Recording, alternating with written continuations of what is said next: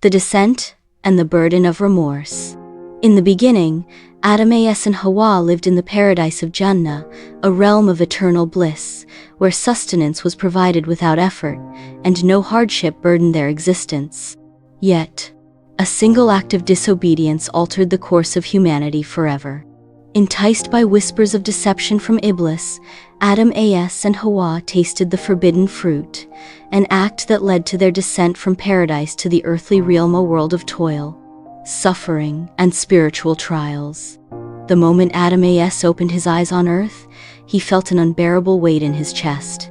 The air was dry, the soil beneath him unfamiliar, and the sky above stretched endlessly, yet it did not carry the same radiance as paradise. He was alone. Hawa was nowhere in sight. A deep sorrow overtook him, a regret so immense that it crushed his spirit. He had disobeyed his Creator. Now, he was far from the place he once called home. Overwhelmed by guilt and longing for divine mercy, Adam roamed the earth in search of guidance. He wandered vast deserts, crossed mighty rivers, and climbed towering mountains, his heart burdened by sorrow. Days turned into nights, and nights into weeks, but he did not cease his search for redemption. He cried out to Allah, repenting with every breath, seeking a way to cleanse himself of his transgression.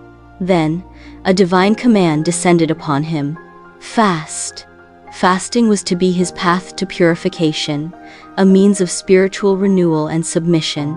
It was not just a deprivation of food and drink, but a devotion of the soul, a way to humble himself before the Creator, to silence the desires that once led him astray, and to embrace patience and self-discipline. And so, Adam began his first fast, the first fast of humanity. The hunger gnawed at his being, yet it reminded him of his dependence on Allah. The thirst parched his throat, yet it strengthened his resolve. With every moment of restraint, his heart felt lighter, his soul cleansed by faith. He knew now that fasting was more than mere abstinence. It was a bridge back to divine mercy, a practice that would shape the faith of his descendants for generations to come. The trial of fasting and reunion with Hawa. As the days passed, Adam continued his fast, enduring hunger and thirst as a means of seeking Allah's forgiveness. The scorching sun bore down upon him, and the nights were cold and lonely. Every sunrise marked the beginning of a new trial, and every sunset brought a renewed sense of faith. Though his body weakened, his soul grew stronger. But the test was not just physical. In his solitude, Adam battled the whispers of Iblis, who sought to break his resolve. "You are alone, Adam. Why do you suffer when you can abandon this hardship? You will never find Hawa. You will never return to Jannah." Yet, Adam resisted. With every whispered temptation, he reaffirmed his devotion.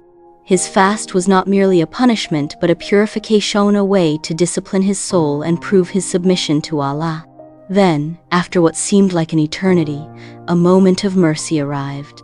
One evening, as the golden hues of the setting sun painted the sky, Adam found himself in a lush valley filled with towering trees and flowing rivers. It was unlike any place he had seen since descending to earth. As he walked forward, his heart suddenly raced. He sensed something familiar. And then, there she was, Hawa. Their eyes met, and in that instant, years of separation melted away. Tears streamed down their faces as they ran toward each other. They embraced, overcome with relief and gratitude. Their journey had been long and painful, yet their reunion was a testament to Allah's mercy. Together they prayed, thanking their Creator for granting them another chance. Adam realized that fasting had not only cleansed his soul but also prepared him for this moment of divine grace. Yet, their journey was far from over. They were still on earth, still in a land of trials. Now, they had to learn how to survive, to cultivate the land, and to pass down the knowledge of faith to their future descendants. And so, the first lesson was written. Fasting was not just an act of worship. It was a means of self-discipline, a path to redemption, and a reminder that even in hardship, Allah's mercy was always near. The legacy of the first fast with Adam as and Hawa reunited, their journey on earth truly began. They had been granted a second chance at life outside of paradise, where they would toil, learn, and guide the future of humanity. But the lessons of their past would not be forgotten. As Adam as continued to fast, he realized its true purpose. It was a bridge between the physical and the spiritual, a means of strengthening faith and demonstrating gratitude. Fasting was not merely about enduring hunger and thirst, but about purifying the soul, restraining desires, and attaining nearness to Allah. It was a lesson he and Hawa would pass down to their descendants. Time passed, and Adam and Hawa were blessed with children.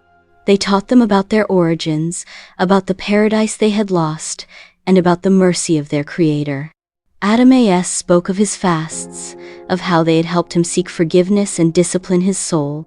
He instructed his children to observe fasting as an act of devotion, a means of self-control, and a path to spiritual enlightenment. One day, he told them, our descendants will be given a divine law that will perfect this practice. They will fast not only for repentance, but as an obligation to their Creator. It will be a sign of their faith, a reminder of their dependence on Allah, and a way to cleanse their hearts from the distractions of this world. Generations passed, and fasting became an integral part of worship among those who remained steadfast in faith.